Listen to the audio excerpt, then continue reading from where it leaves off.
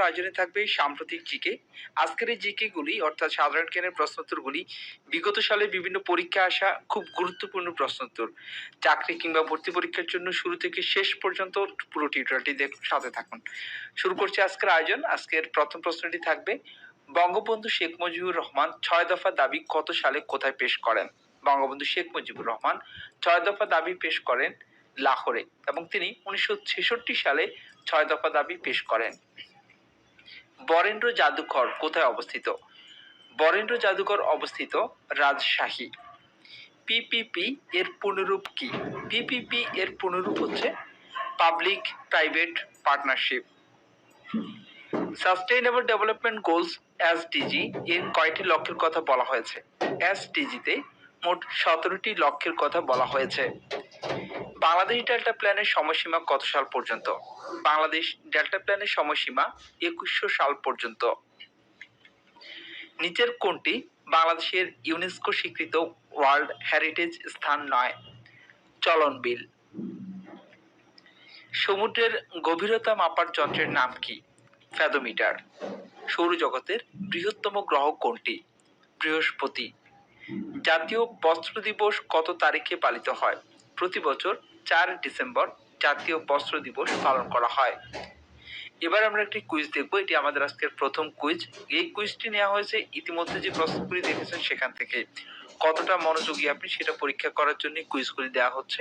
আরো মোট 6টি কুইজ থাকবে সম্পূর্ণ টিউটোরিয়ালে।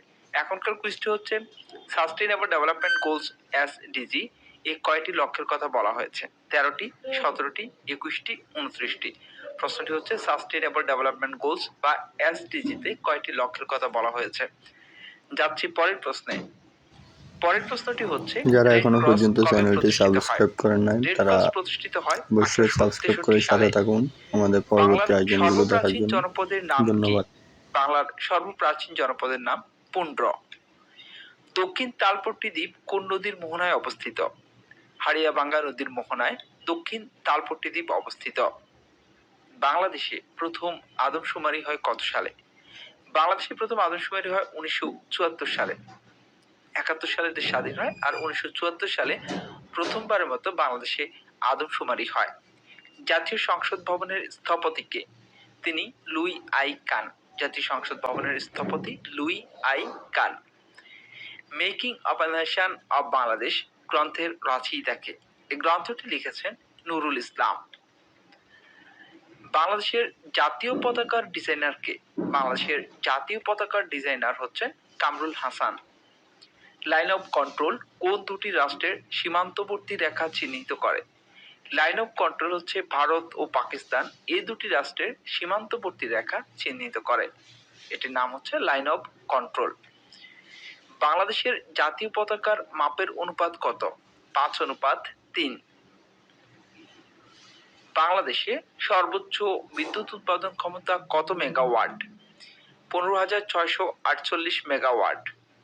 বাংলাদেশ কত সালে ওআইসি এর সদস্য পদ লাভ করে? বাংলাদেশ 1974 সালে ওআইসি এর সদস্য পদ লাভ করে। নর্দার্ন ইলেকট্রিসিটি সাপ্লাই কোম্পানি অর্থাৎ নেসকো এর বাণিজ্যিক ও অপারেশনাল কার্যক্রম কবে থেকে শুরু করে? 1 অক্টোবর 2016 সালে। এসসিএডিএ এর পূর্ণরূপ কি? এর পূর্ণরূপ হচ্ছে supervisory control and data acquisition.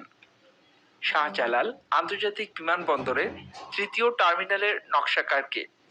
Shahjalal আন্তর্জাতিক বিমানবন্দরের তৃতীয় টার্মিনালটি নকশা করেন রোহানি বাহারিন। বর্তমানে বাংলাদেশের সবচেয়ে বড় বিদ্যুৎ উৎপাদন কেন্দ্র কোনটি? পায়রা তাপবিদ্যুৎ কেন্দ্র।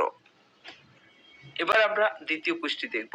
বাংলাদেশে প্রথম আদমশুমারি হয় কত সালে? 4টি অপশন থাকছে 1972 সালে, 1974 সালে, 1979 সালে, 1986 সালে। প্রশ্নটি ছিল বাংলাদেশে প্রথম আদমশুমারি হয় কত সালে? যাচ্ছি পরের প্রশ্নে। মাতারবাড়ি কয়লা ভিত্তিক তাপ বিদ্যুৎ কেন্দ্রে প্রকল্পে বিশ্বের কোন দেশটি সহায়তা করেছে? কয়লা ভিত্তিক বিদ্যুৎ কেন্দ্র মাতারবাড়ি এখানে সহায়তা করেছে জাপান। রামপাল বিদ্যুৎ কেন্দ্রটি কোন জেলায় অবস্থিত? এটি বাগেরহাট জেলায় অবস্থিত। বাংলাদেশ কোন দেশ হতে সবচেয়ে বেশি কয়লা আমদানি করে? বাংলাদেশ ইন্দোনেশিয়া থেকে সবচেয়ে বেশি কয়লা আমদানি করে। সম্প্রতি বিদ্যুৎ বিভাগকে কোন পুরস্কারে ভূষিত করা হয়েছে? স্বাধীনতা পুরস্কার। বাংলাদেশের জন্য পঞ্চবার্ষিক পরিকল্পনা অর্থাৎ ফার্স্ট 5 ইয়ার্স প্ল্যান কোন মেয়াদকালের জন্য প্রযোজ্য ছিল? বাংলাদেশের প্রথম পঞ্চবার্ষিক পরিকল্পনা ছিল 1973 থেকে 1978, এই 5 বছরের জন্য। বাংলাদেশের আর্থিক বছর কোনটি? প্রতি বছর অর্থাৎ জুলাই থেকে জুন পর্যন্ত বাংলাদেশে আর্থিক বছর হিসেবে গণ্য করা হয়। স্টপ জেনোসাইড কার লেখা? স্টপ জেনোসাইড এটি লিখেছেন জহির রায়হান। বাংলাদেশের স্বাধীনতা যুদ্ধ দলিলপত্র কে সম্পাদনা করেছেন? সম্পাদনা করেছেন হাসান হাফিজুর রহমান। সংবিধানের কোন অনুচ্ছেদে রিট আবেদন করা যায়? 102 নং অনুচ্ছেদ অনুযায়ী রিট আবেদন করা যায়। লিসবন কোন দেশের রাজধানী? লিসবন হচ্ছে পর্তুগালের রাজধানী। বাংলাদেশ অর্থনৈতিক অঞ্চলের সংক্ষিপ্ত রূপ কি? বেজা, BEGA। সর্বশেষ বিশ্বকাপ ফুটবল কোন দেশে অনুষ্ঠিত হয়েছিল? কাতার। এবার আমরা আমাদের তৃতীয় কুইজটি দেখব, স্টপ জেনোসাইড কার লেখা?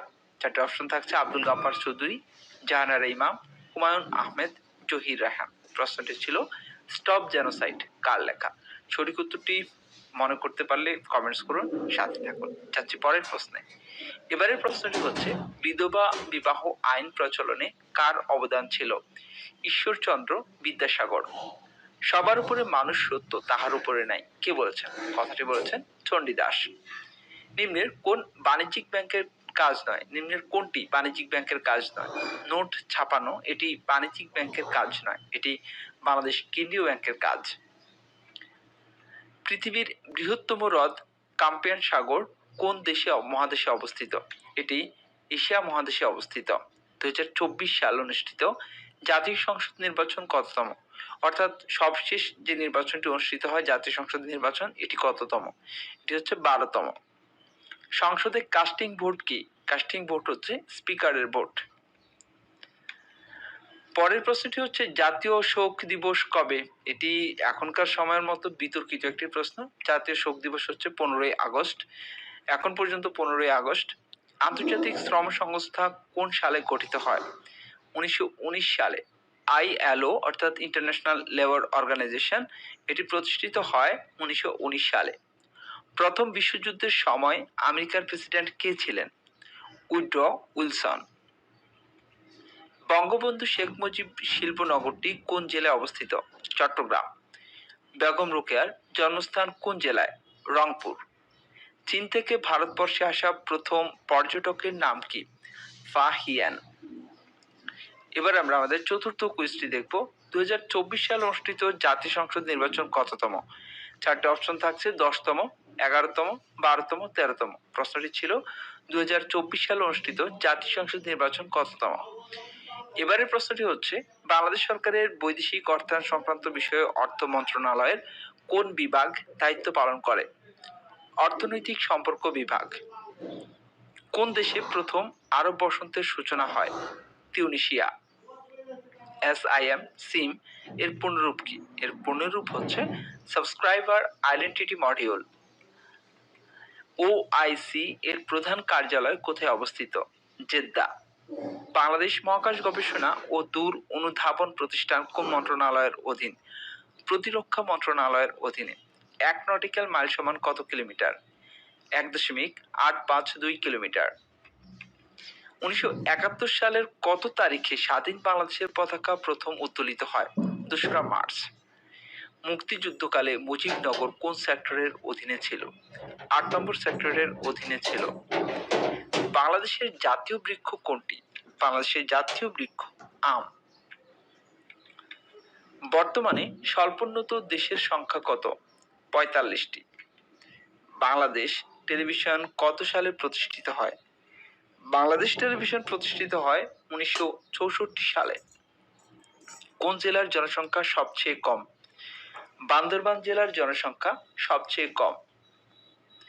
এবার আমাদের পঞ্চম কুইজটি, এই কুইজটি হচ্ছে, OIC এর প্রধান কার্যালয় কোথায় অবস্থিত? দোহা, দিল্লি, ইসলামাবাদ, জেদ্দা। প্রশ্নটি হচ্ছে, OIC এর প্রধান কার্যালয় কোথায় অবস্থিত? এবারের প্রশ্নটি হচ্ছে, হাজার হ্রদের দেশ কোনটি? ফিনল্যান্ড।